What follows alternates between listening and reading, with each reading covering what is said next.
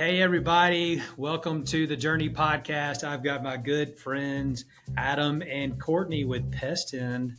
What's up, guys? How are y'all today? Doing great. Well, how are you, Rusty? I'm doing awesome. It's so good to see y'all, catch up with you guys. It's been a while since when's the last time we've seen each other? Like, it had to have been like Pest World, maybe? Like, Too long. It's been too long. too long. But also Good answer. Good answer. Well, you guys, I'm so excited to have y'all on the podcast. So excited to let the listeners hear about your journey, husband, wife combo. Y'all are like knee deep in growth and, all these things. I think it's very, very cool. You guys have been traveling all over the place this summer.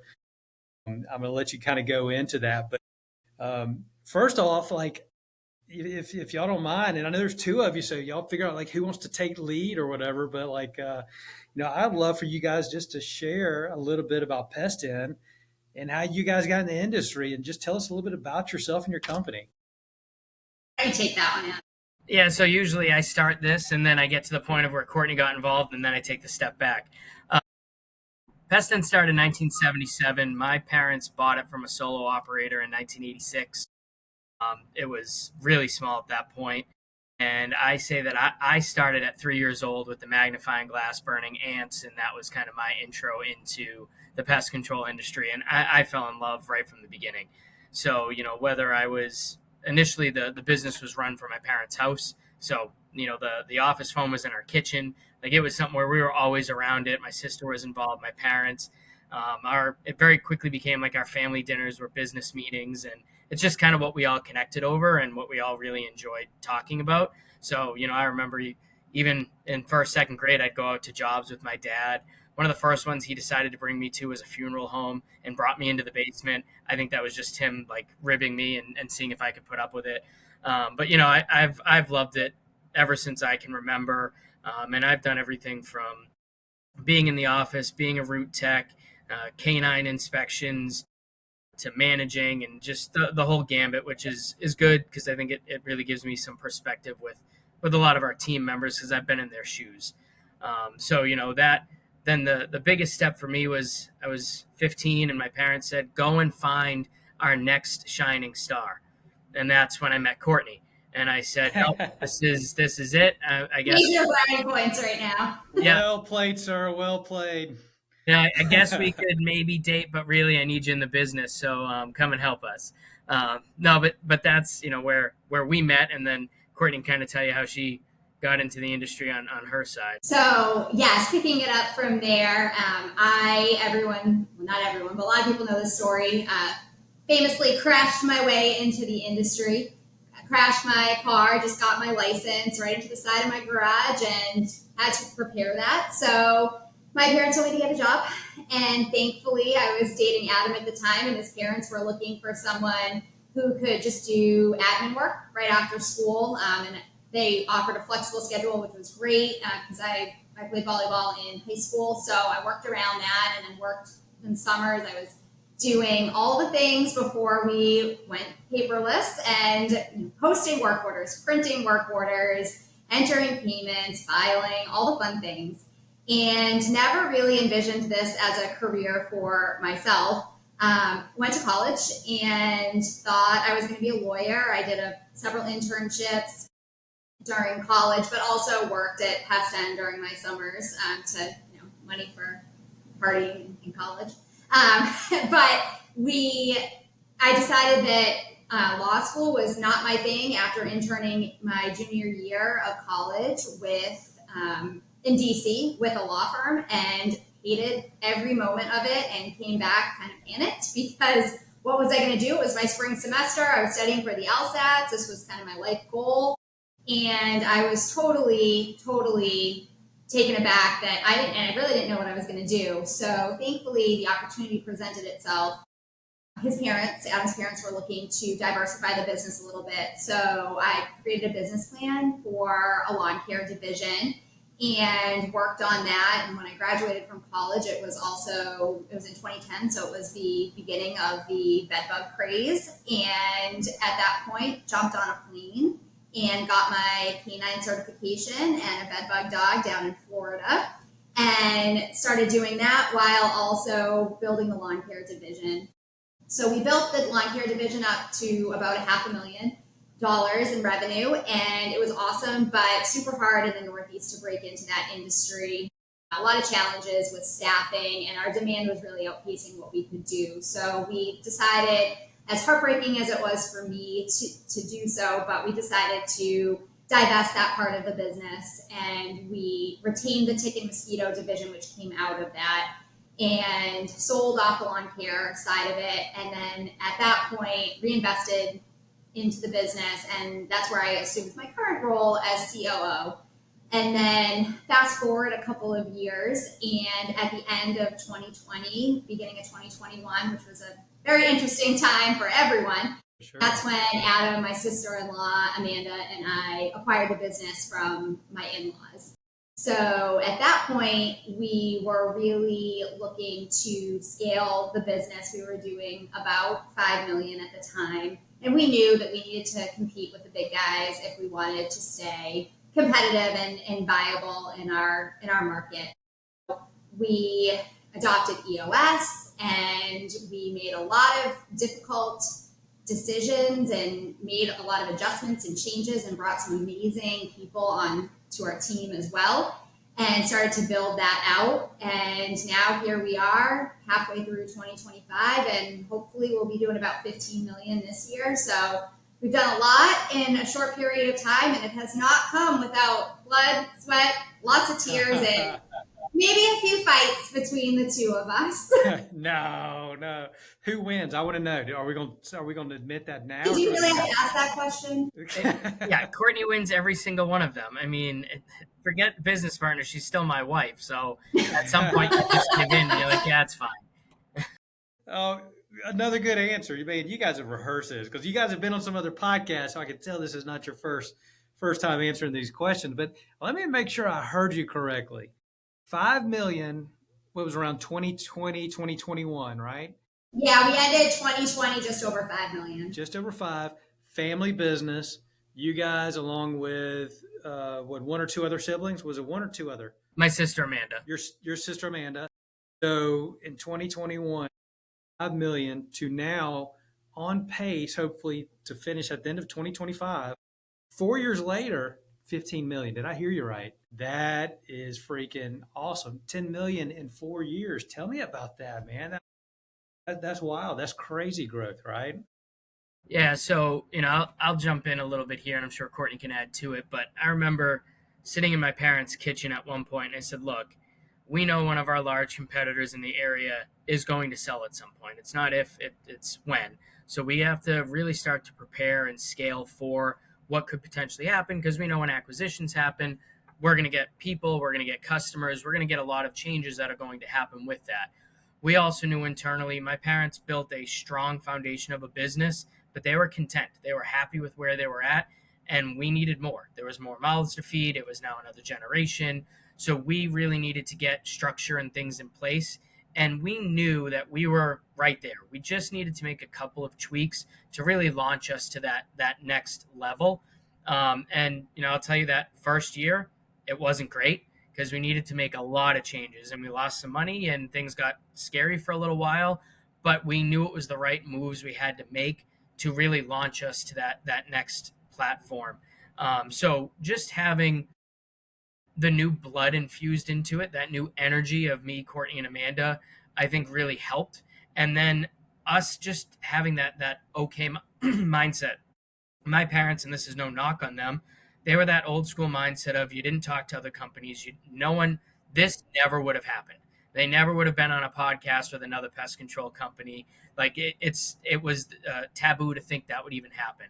And we knew we had people that we could talk to and we had learned from, and we wanted to be involved in the industry, which my parents never were. And I think a combination of all of those things really helped us in structuring our business properly to take on the growth and make it scalable and go into new markets.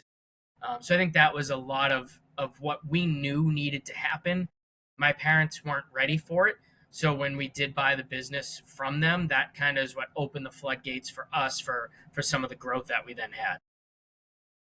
That is awesome and interesting. So Courtney and I were in the executive leadership program together through NPMA. Shout out NPMA, and then shortly, of course, after I get to meet Adam and realize, man, these are two really sharp people. I mean, you guys are in that growth mindset. Just so happens that's when I came into the industry in 2020. In fact, this month is our 5-year anniversary at Pruitt Pest. That's Congratulations. awesome. With which is crazy, but it's because of surrounding myself around people like you guys, that I've learned from. And Courtney, a lot of our classmates that I've just, would wear out with questions. And you and I, we were talking about EOS about at the same time. And so you guys started, I think, just prior to us starting EOS. And so the energy that you guys were bringing, and I remember, you were talking about some of the changes and, from your first EOS meeting and that y'all were going to have to put in place. And I can imagine this business has been around for so long, operating a certain way. Then you throw in the dynamics of 2, 3 owners. I mean, there's a lot of moving parts there, right? I mean, tell us the good, the bad, the ugly of what that looked like going through that transition. And then on top of that, throwing on an additional $10 million in revenue. I mean, there's a lot to unpack there, right?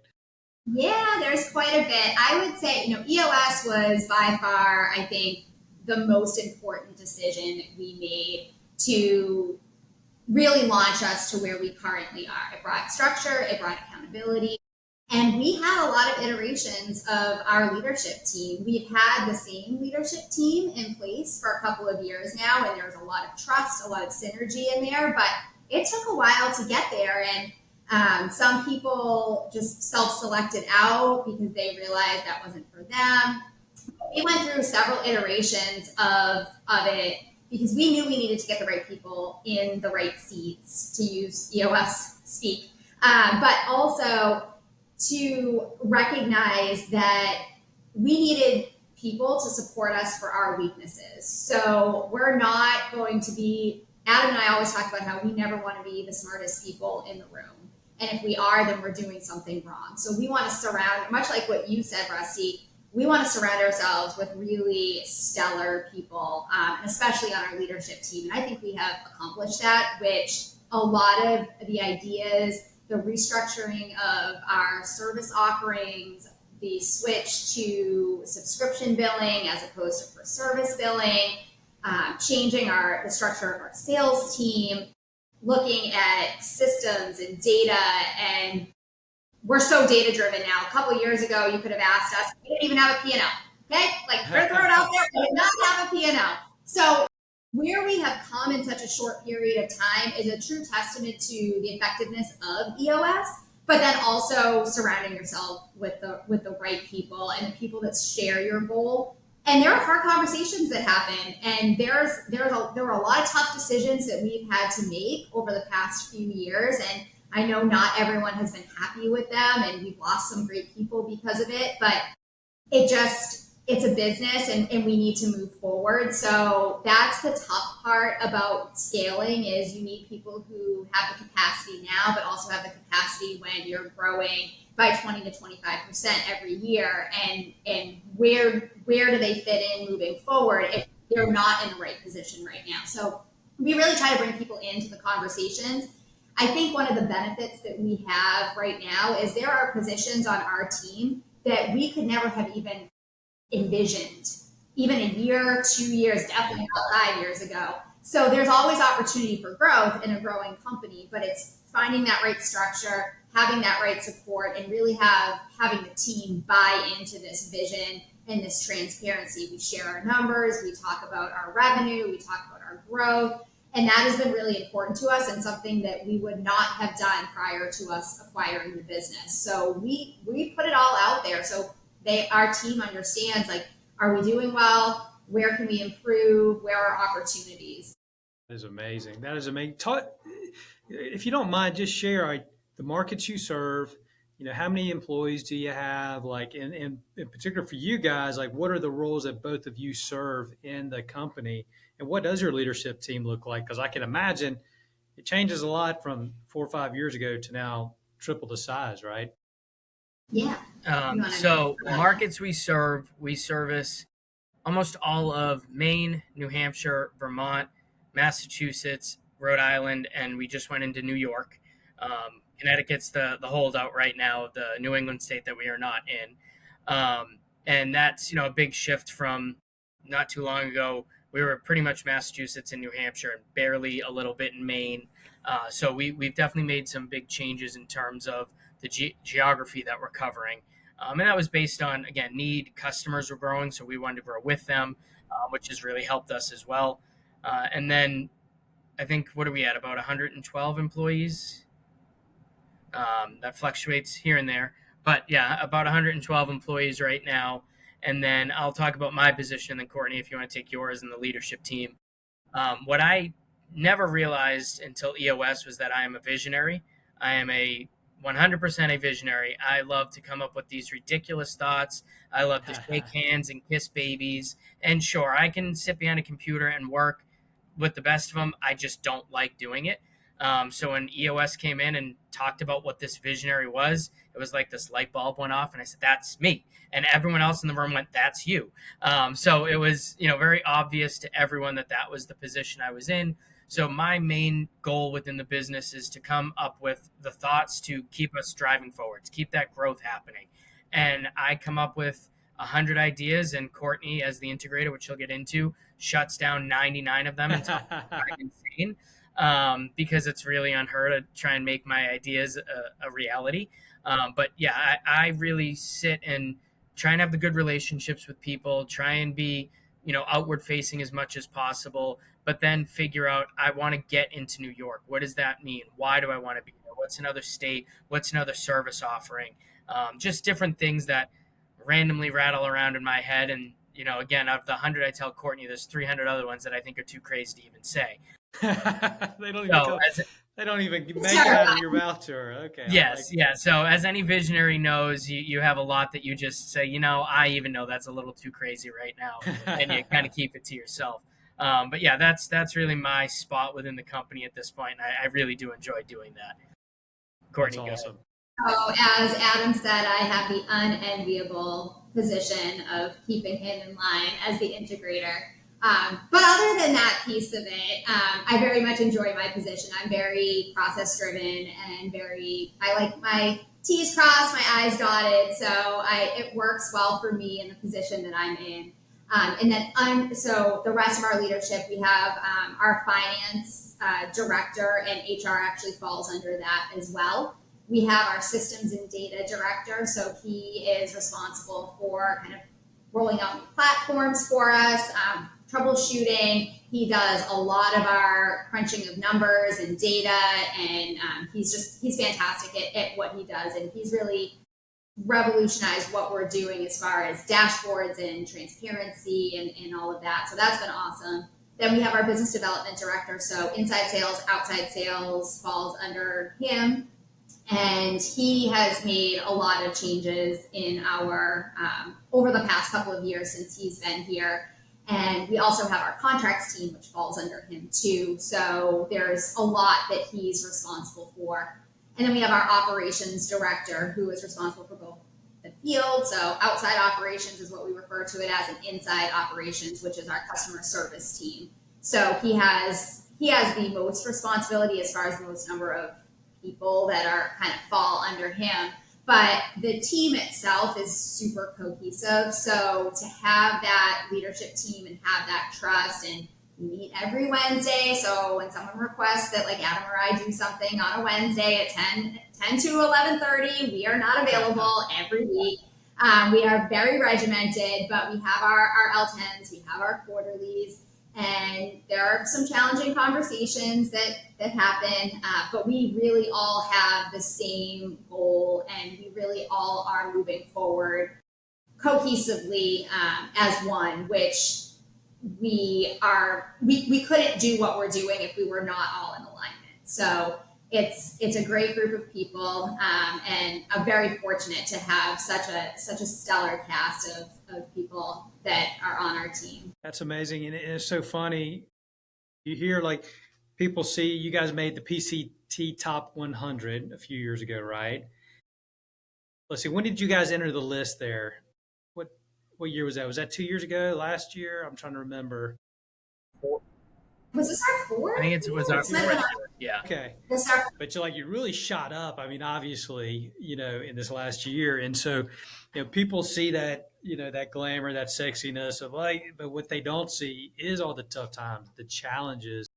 Look, every company goes through these iterations. You can be a one person operator, and you just going from one person to five people can be super painful, right? And so, there are different pain points at different sizes. So just because of your $15 million company and the outsider looking in, it seems like, oh man, they just got it all figured out. But I'm sure you guys are still. we do not. We're.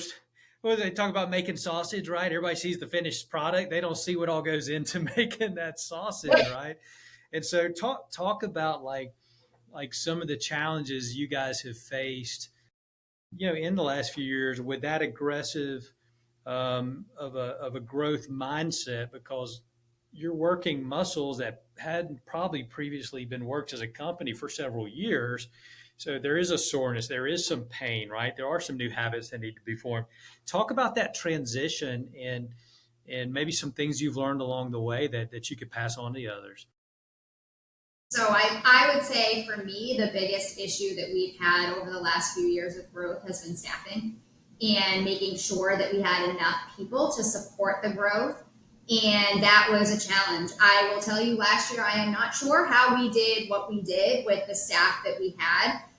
We were severely understaffed, and our team was feeling it, and everyone was feeling it. And there was a lot of burnout last year, and we tried our best to bring people in, but we were not executing that well at all. So we made the decision after last year, and it wasn't just a last year struggle, but last year was probably the worst of it because we had such significant growth that year. But it's been a challenge, and I know it's a challenge in the industry in general, but we made the decision last year to hire a talent acquisition partner. So she works full-time for us, and she is amazing. She can find people, she brings people in. We have never been as close to fully staffed, and we technically are fully staffed, but we need some additional people to support some new growth that we have. But we have never experienced that where it's not like, oh my God, how are we going to get this work done? It's okay, now we have these people. Now, sales team, let's go.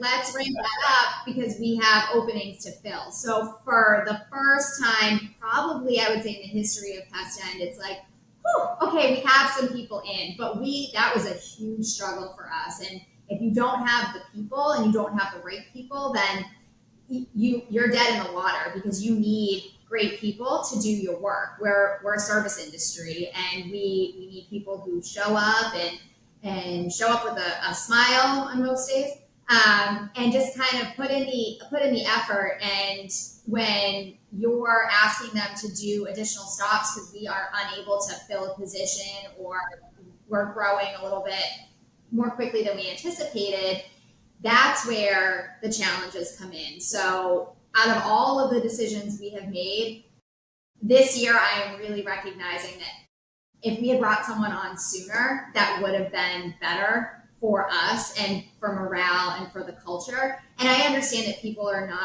smaller operations are not going to bring on someone because they're not onboarding as many people. But if there is an opportunity for them to, go to a job fair or a college fair, or if they even want to talk to Diane, who is our talent acquisition partner, please reach out because she has the most amazing ideas on how to recruit people. And it's not just going on Indeed and posting and crossing your fingers and hoping for the best. So we're happy. I know she loves to talk about what she does. So that's something that, if anyone who's listening is interested, I am sure she would love to have a conversation with you, especially if you're a smaller operator and it's not something that is on the forefront of your mind, or you're thinking of maybe hiring your first technician, which that's a big jump going from, a solo and hiring your first person. So she can give you some tips and tricks, but that's been a big piece, at least for me. Awesome. The only thing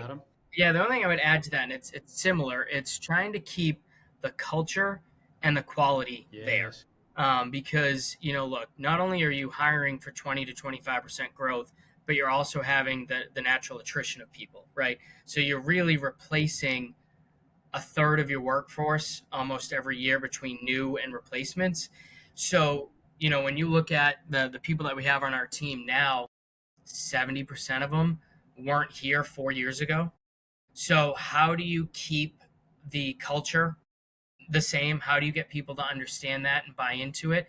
And then at the same time, how do you keep the quality? Whether they were in the industry or they're brand new, you're bringing on a lot of new people that you have to keep the Yes. standard at a certain level. So that comes to a technical team, that comes to our supervisors, making sure that they believe what we believe so they can push it down to their team and be there just as well as we were always there for everyone.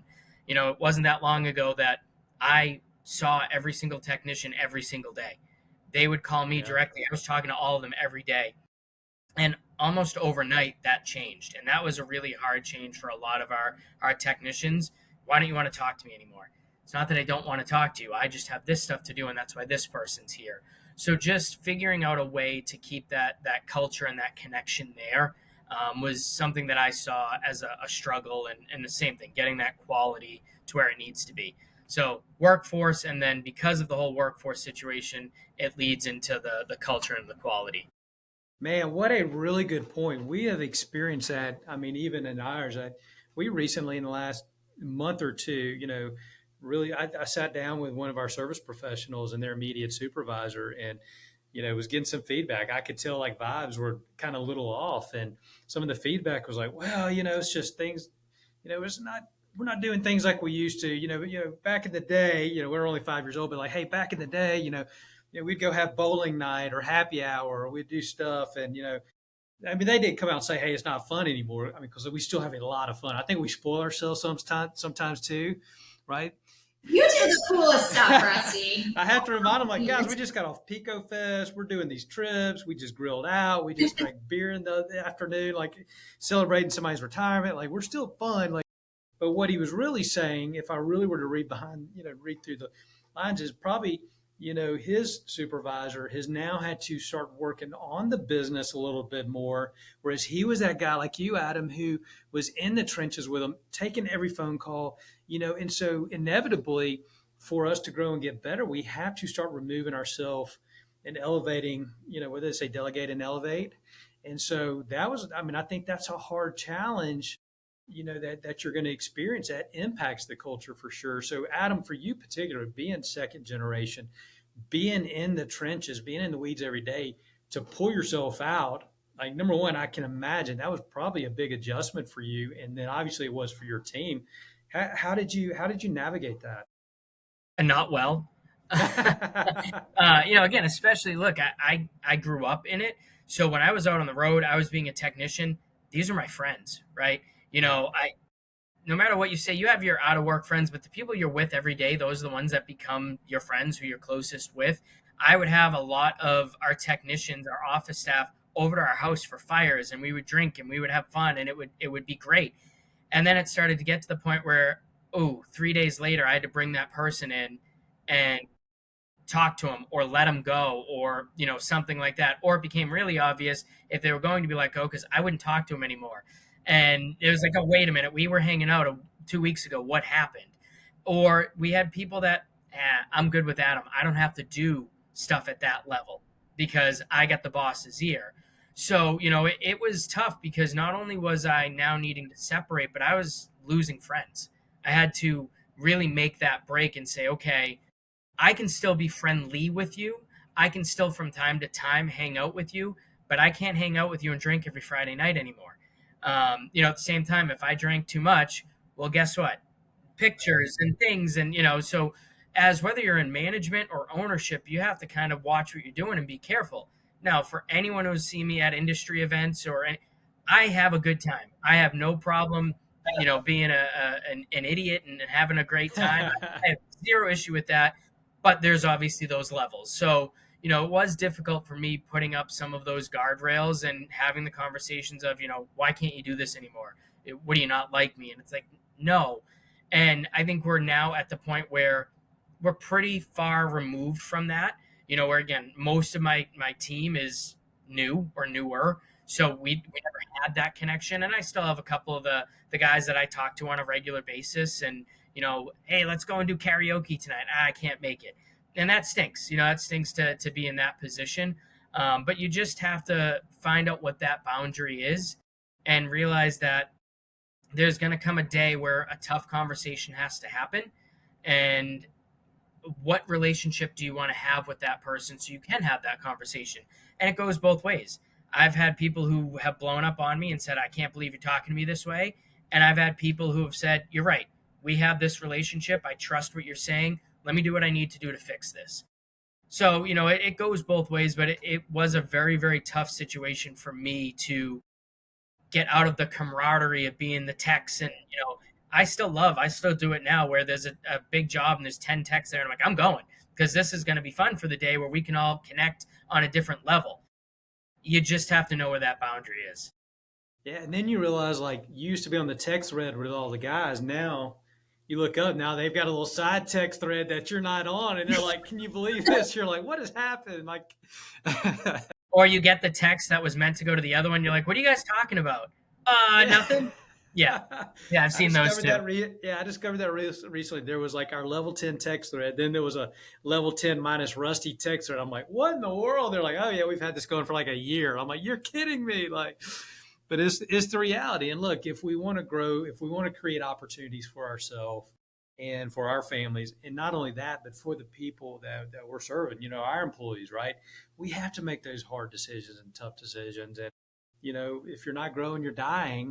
And so that is a true reality of the culture piece that you don't think about it. You can think, it's hard just to maintain culture, being intentional with it, but going from, if you guys are at 112 employees now, I can imagine 4 years ago, you're probably at 40, 50-ish, probably something like that. Right. And so, and bring on the new ones, replace the old, there's a lot of moving pieces there. And Courtney, I see behind you, I see the core values, the Pest-End core values shine on the, am I reading that right? It's kind of hard for me to see. Is that what I'm saying? So Yep. I'm going to ask you some questions that relates to EOS. Our listeners have heard me talk about EOS. We've had our implementer on a few times, and you guys, the first few days is like Vision Day or whatever they call it, and you're talking about the core values and core focus, and like my mind wanted to go like, all right, but where are we going to grow? What's our revenue targets going to be? Like, nope, we're talking about these things. So I imagine you guys went through the same process. You may have had core values in the past, but like, walk us through, how did you put those in place, and how have you lived through those in the last 4 years since you've been on EOS? Sure. So I think so we never really had established core values, but we knew we wanted to do something with some type of acronym. So we spent a lot of time working on this and making sure it really reflected what we were hoping for our team. We're very much about collaboration. Our sales team is a testament to that. I'm so proud of them and what they're doing, because it is not dog eat dog. They send each other leads. They work with each other. If someone's off goal, they will send a lead to them. Someone will send a lead to them just to help prop them up. So that sense of collaboration and teamwork was really important to us to make sure that came through when we were presenting these core values. So we've implemented a few different things related to that. We try to, when we're having some type of conversation or making a decision about either moving a person into a different position, or maybe we need to have a conversation because there's some challenges that are going on, we like to try and frame it as far as, are you living our core values, or is this displaying our core values, and here's where it is or it's not. So having those conversations, because it makes it a little bit more objective. No one likes to have tough conversations. So if you can frame that around, are you a supportive leader? Are you demonstrating honesty and integrity when you are milking the clock? Like, that is not exemplifying our core values. So it makes it a little bit easier. No one likes having those conversations, but in my mind, it's always been a little bit easier for me, at least, to have those conversations and frame it that way. We also do a shine spotlight. So several times throughout the quarter, it's all nominated by your peers. So we have an inbox that it will get sent to and you can nominate someone and you talk about what the situation is and then how they demonstrated one or more of the core values. And then the leadership team will select one of the nominations, and then we send out a company-wide email, and then we do a quarterly raffle. So all of our Shine winners are put into a raffle, and if they win, they get a gift card. And then anyone who nominates someone who has been selected, they also get a little gift card too. And then at the end of the year, we do company awards, and one of them is our Shining Star of the Year award. So if you have won one of the Shine Spotlights throughout the year, then you are eligible to potentially be selected for this. So our leadership team takes everything into account, and we have had technicians win it, salespeople win it, staff win it. So, and then we announce that, and then you get a week off, paid vacation and airline tickets, some spending money, and that's kind of like our big prize at the end of the year. And we do a big celebration at our annual company event to really highlight what they're doing. And then we like to kind of send it to like industry publications too, to give them a little bit more notoriety in the industry too, because it's important to them and it's important to us. And those are the people that you really want on your team, and they're really demonstrating those core values. So that's how we try to celebrate everyone, and then also frame our discussions around our core values, and even the way that we look at people or look at decisions, like does that fit our core value? Does that fit our core focus? And is that what we're doing, and are we in alignment?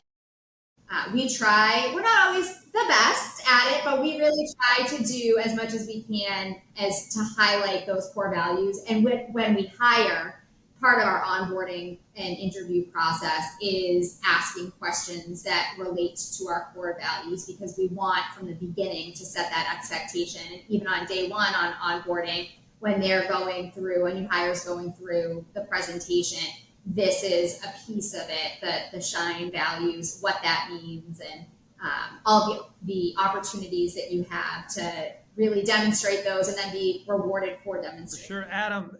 With the company second generation's been around, did you guys already have core values?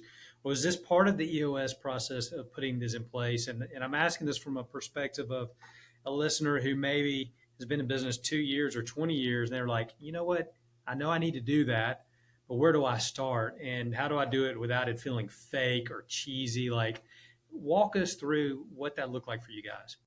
So we did not have any core values. My parents would have never, I mean, I'm sure they had values that they believed in, but it wasn't anything we ever talked about.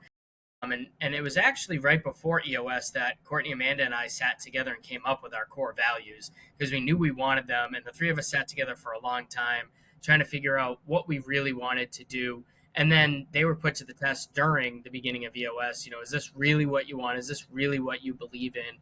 And the three of us really took a lot of time to make sure it was what we wanted within our business. And there is no right or wrong to core values.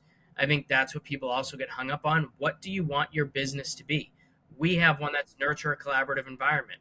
That's great for us. But guess what? If you're a company that all you're doing is stock market trading, you may not want a collaborative environment. You may want just cutthroat, we're making sales as much as possible, and that's okay. That's your business model, and that's what you want to do. I think the biggest thing is to just really think about what you want and what you believe in. And if there's multiple leaders of your company, talk with them, see how they feel about stuff. Don't rush it. If you can get it quickly, great. But then look at it again in 6 months. Is it what we really want? Is this correct for us?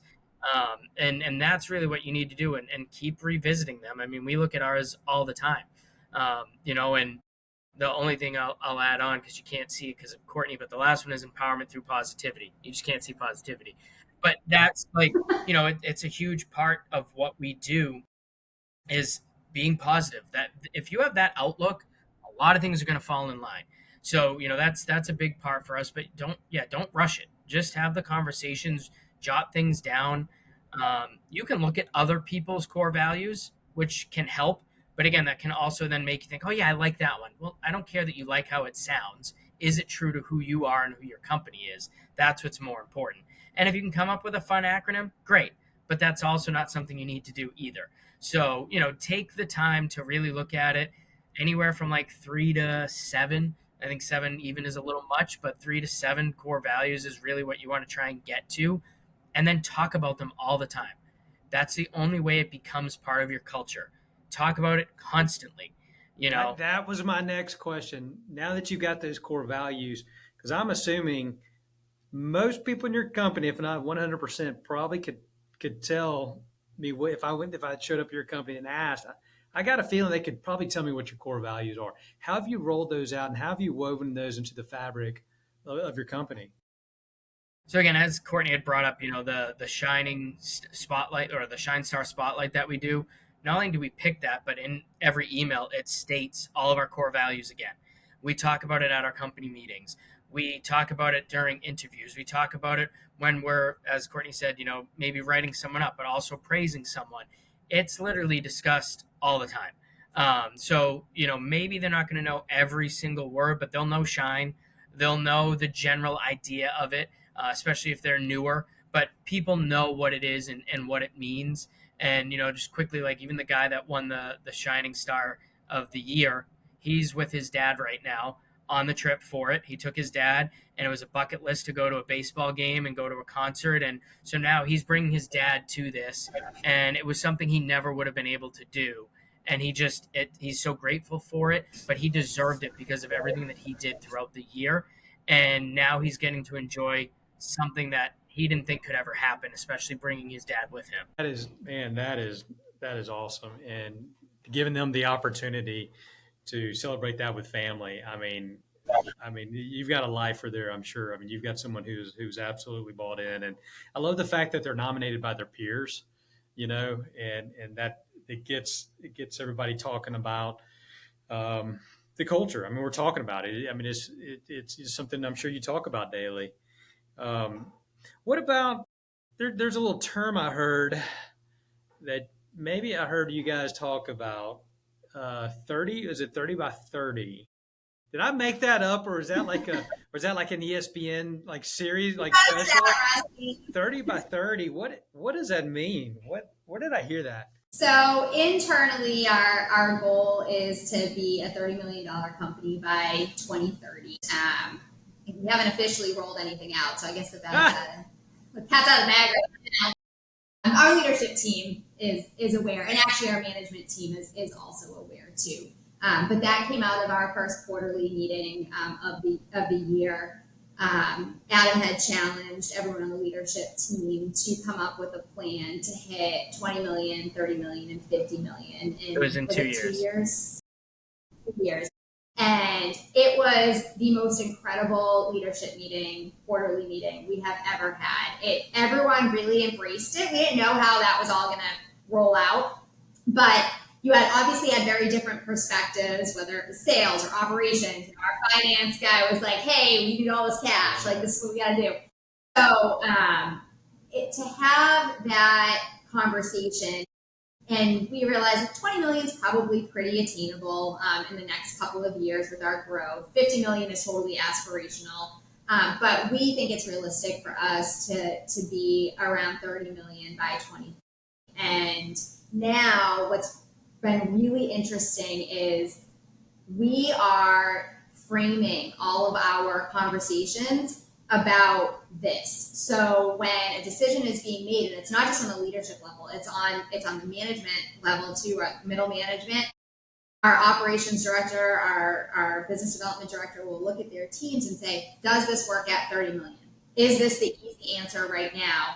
Does this work at 30 million? No? Okay, we're not doing it. It might be a little bit more challenging right now. And that was the coolest thing that came out of that, is that everyone bought into this and really we've started to cascade the message out and thinking very differently. We've always looked at our quarterly meetings as, what are the fires that are going on right now? And maybe thinking 6 months to a year out in the future. But we have ambition, we have big goals, and we need to start thinking, because 5 years comes really fast. We know this. So what does this look like? And So we spent our last quarterly, which was actually last week, building out the framework. So our accountability chart, what does that look like at 2030? Who do we need? What positions do we need? So it's been a really different perspective and a big change in how we run our quarterly meetings. And it has been so rewarding as far as, okay, yes, every company has hiccups, challenges, and we are no different. There are fires that we are constantly putting out. But let's take a pause from that and think about, if we had our systems in place, if we had our people in place, what can we do and how do we get there? So now all of our conversations are around this 30 by 30, and we're making decisions for something that's going to happen 4 to 5 years down the line, which is completely unique to us right now, because we have never been in that position to be that forward thinking. We're lucky if we get a year out. Well, if we didn't have a P&L in place 5 years ago, yeah. Now we're Pretty talking much. about like 30. Like that's so exciting, and I think you touched on something that I think applies whether you're trying to go from, maybe 500,000 to 5 million. It's like, hey, processes and systems that work as a $500,000 business, we got to challenge ourselves. Hey, is that scalable to my next milestone that I want to hit? And what does it look like? And yeah, that process works good when it's you and 4 people in one office. But how does that look when you're across 4 markets? And how does that look? Is it consistent across? And, is it a scalable process? So, I mean, I love the fact that you mentioned that and you're thinking, okay, yeah, work says we're 15 million, but we're double the size. What are we going to do? Will it work at that point? So maybe share a few examples of like, of where you've thought a little bit more long term as it relates to a scalable process or something within your organization. I just want to interject one other thing, Rusty. It's not even just the process, but capacity is a huge thing. So, if you have your person who's great at 500,000, are they going to be good at 5 million? And if the answer is no, well, now you just gave yourselves 5 years for them to go and get training to figure out what do they need to make up to have that capacity. Or you start having that conversation now. Look, as we grow, you're going to be here. We're going to have to bring someone else in. So, the toughest thing, especially when we started EOS, we had some of my parents' right-hand people didn't have the capacity, and it was too late.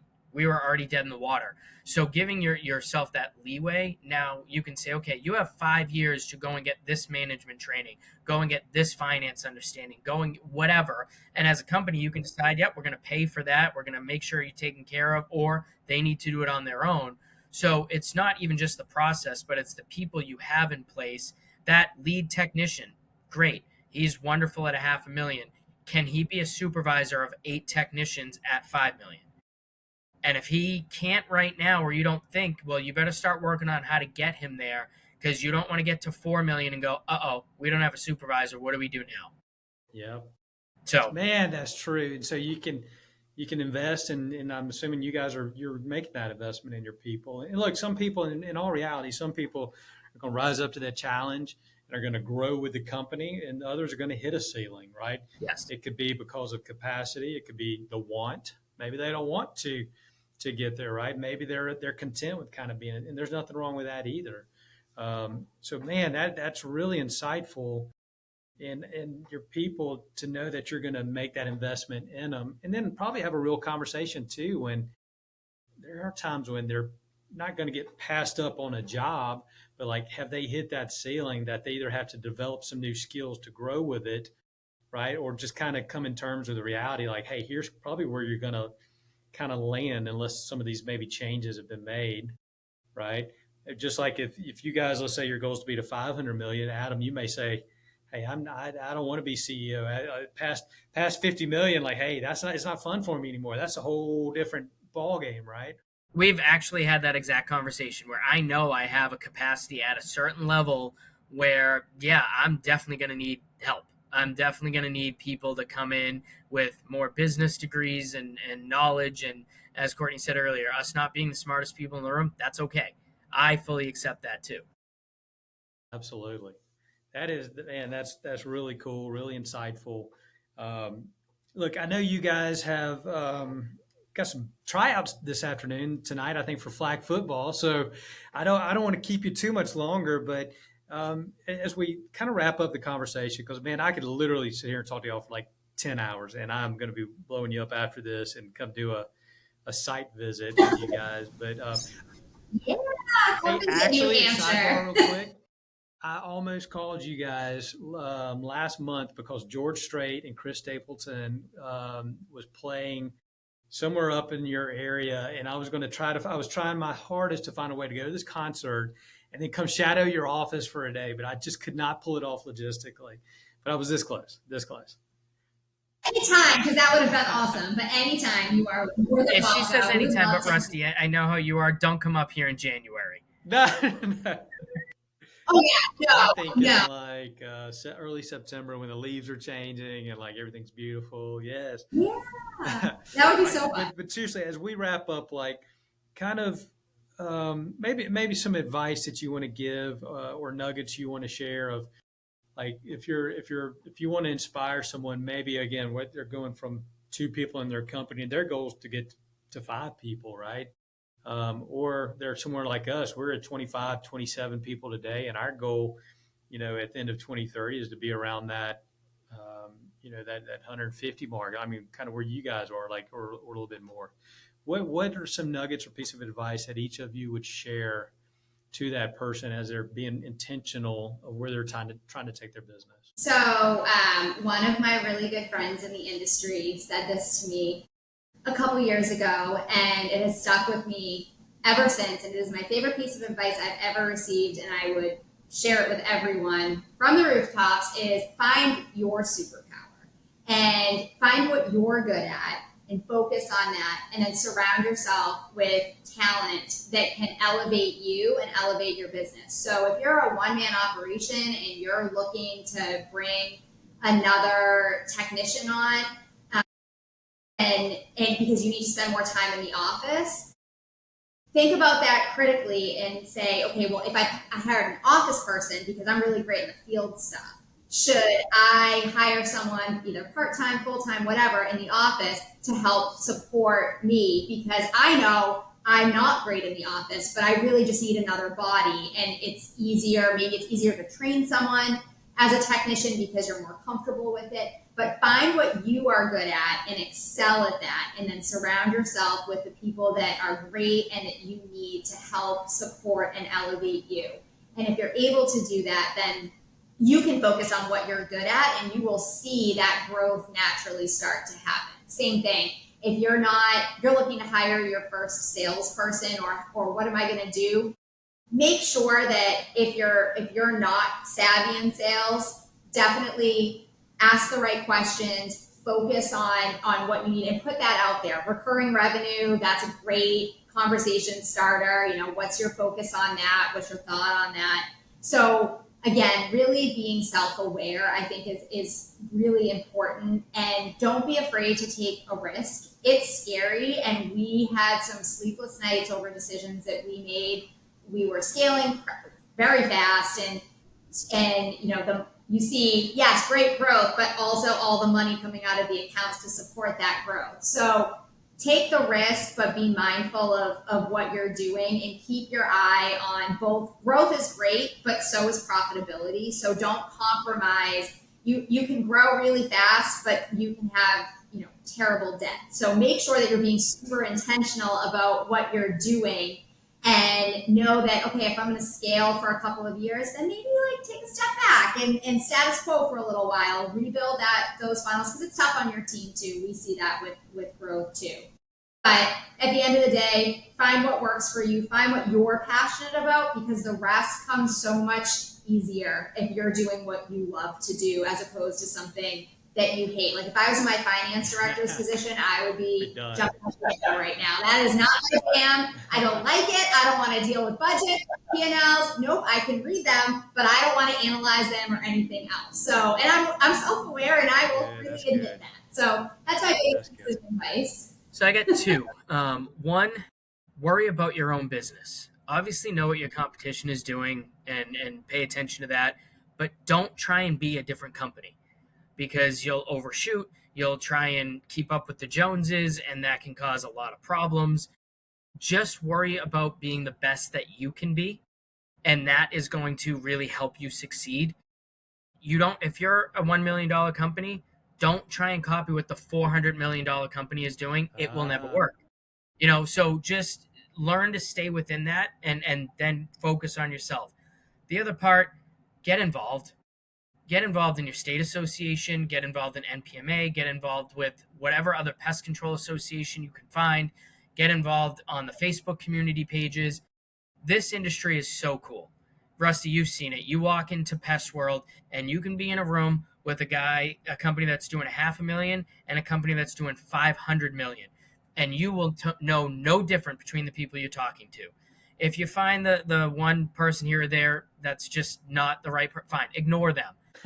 99% of people want to help. They are willing to talk to you about everything. Pick their brains. Hey, I can't figure this out. You will have easily 10, 15, 20 people. Let me show you what I did. And it might not work for you, but I might be able to give you some ideas. Courtney and I really embraced that part of it. Again, as I said, my parents never did that. But I think that helped us so much in terms of how we build, how we maybe schedule some of our services, just processes within our company. Even if it's, we've called and talked to other like HR people at other companies. Hey, we're having this problem. What have you done with it? Having that resource is huge. And the vast majority of people are not charging you for this. If you want to do an EOS thing, that's a whole nother thing that you are going to pay for. But if you have just your one-off questions, find a mentor, talk to somebody. Don't go to Pest World and sit in the back of the room and never speak to anyone. It is the biggest waste of money you will ever have. Go and We literally go to these events to network. It's our favorite part. I mean, the classes are great, like awesome, participate, all of that, but it's the networking and the relationship building. And Adam and I are indebted to so many people. And even the executive leadership program, leader launch, there's opportunities out there that you have to be a member, but other than that, they will cover your costs to go to some of this stuff too. So look at what's available. But I think, as Adam said, that networking piece is just so fundamental to any growth, especially in this industry.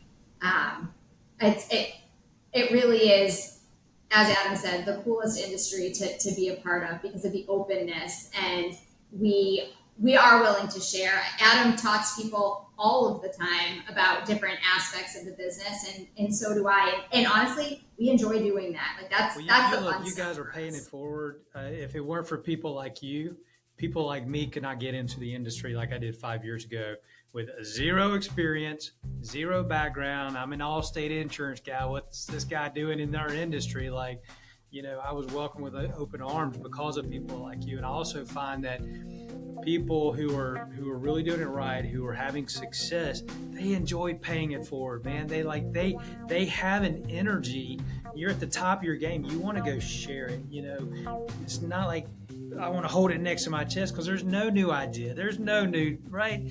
I mean, it comes down to, how motivated are you? Yeah, that's right. Man, I can't thank you guys enough.